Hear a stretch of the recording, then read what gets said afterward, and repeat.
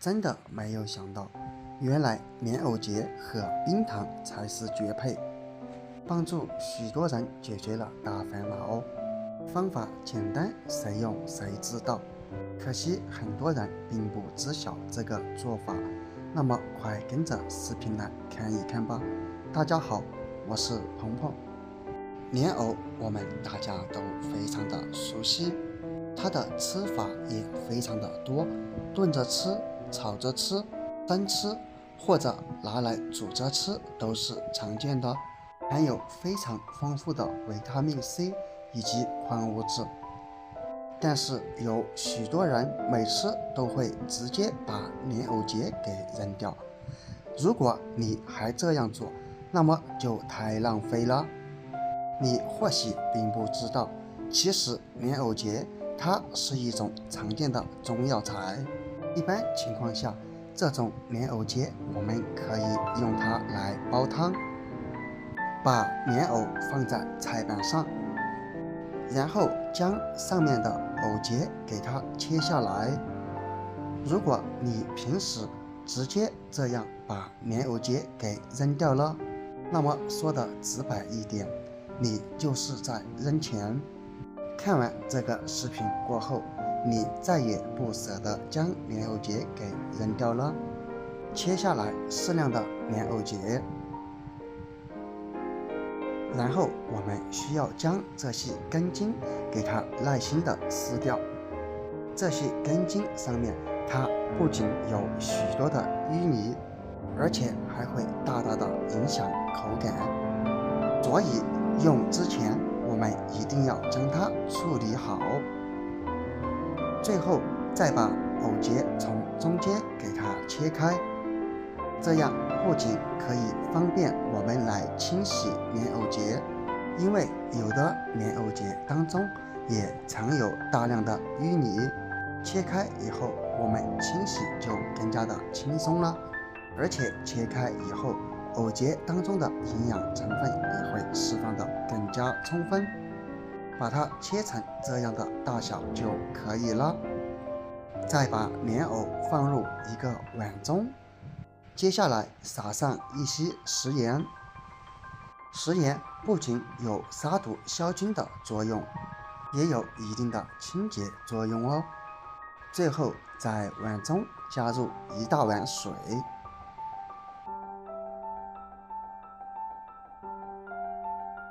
再用你发财的手开始抓洗莲藕，把上面残留的淤泥以及脏东西给抓洗干净。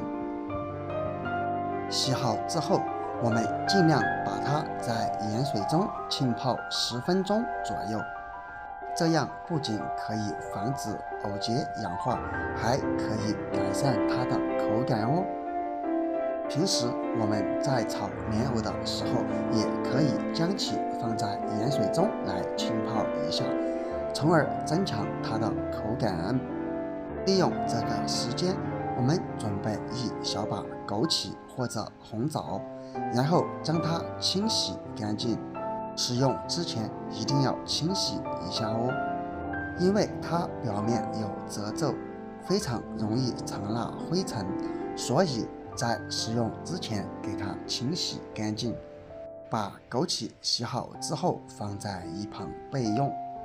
直到藕结浸泡时间到了以后，我们还得进一步处理，可以用一个刷子把藕结表面刷洗一遍。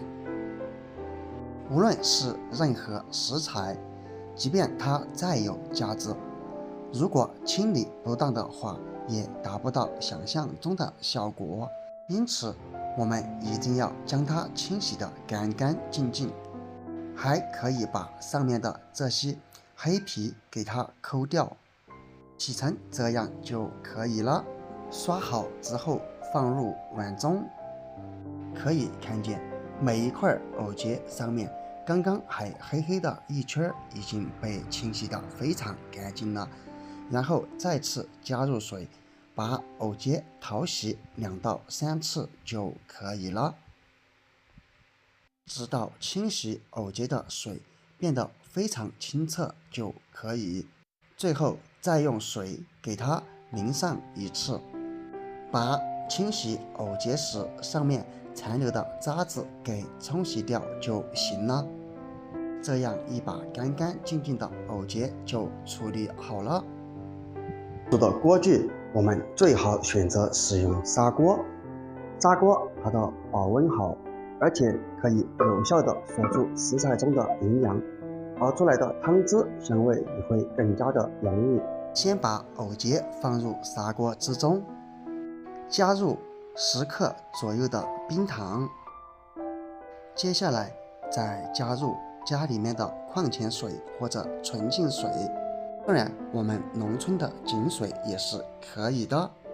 千万不要使用自来水，盖上锅盖，先用大火把锅里面烧开，大约5到8分钟就能将水烧开。烧开以后，我们现在再把它关成中小火，然后揭开盖子，一股莲藕的清香味瞬间弥漫了整个厨房。这时候我们可以把枸杞放入锅中，再次将盖子盖上。这里我们一定要用小火开始慢慢熬煮，大约熬煮20分钟左右。因为莲藕结它特别的硬，长时间熬煮才能把它的营养价值熬煮出来。时间到了之后，我们把盖子揭开，关火，这样一锅藕结糖水就已经熬制好了。我们可以用勺子盛起来看一看，看起来颜色是不是有一种土土的颜色感？没错，莲藕结熬出来的汤就是这种颜色，因为这样才说明莲藕结当中的营养成分已经全部被熬煮出来了。现在我们只需要盛出，然后装上满满的一大碗。这里我们一定要趁热喝哟，因为趁热喝口感会更好。因为莲藕结它有一股独特的味道，如果放凉之后，那种味道就会被无限放大，因此建议趁热饮用。所以以后的莲藕结千万不要再扔了，赶紧把视频收藏起来，试试这个做法吧。